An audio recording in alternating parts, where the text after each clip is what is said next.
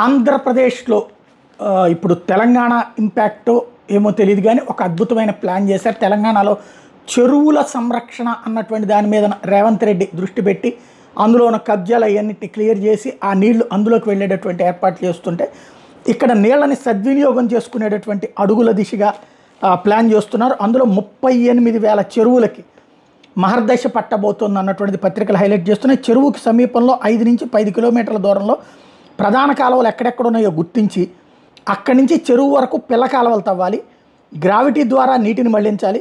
కొత్తగా తవ్వే కాలువల మార్గంలో రైల్వే లైను, జాతీయ రహదారులను దాటాల్సిన పరిస్థితి రాకూడదు.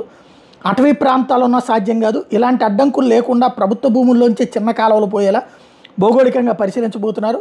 అవసరాన్ని బట్టి కొంత భూసేకరణ చేయడం, తక్కువ ఖర్చుతో నీటిని ఎత్తిపోయడం వంటి అవకాశాలు కూడా పరిశీలిస్తున్నారు. టోటల్గా చూస్తే రాష్ట్ర వ్యాప్తంగా ఉన్న 38,445 చిన్న చెరువులు ఉన్నాయి. వీటిలో నీటి నిల్వ సామర్థ్యం 206 టీఎంసీలు. ఈ చెరువుల కింద సాగయ్యే ఆయకట్టు 25.6 లక్షలు, అంటే 25,60,000 ఎకరాలు. ఏడాది ఆగస్టు ముగుస్తున్నా సరే రాష్ట్రంలో ఓ మోస్తరు వర్షాలు కురిసిన ఈ చెరువులన్నీ పూర్తిగా నిండలేదు. వీటిలో కేవలం 76 టీఎంసీల నీళ్లు మాత్రమే అందుబాటులో ఉన్నాయి.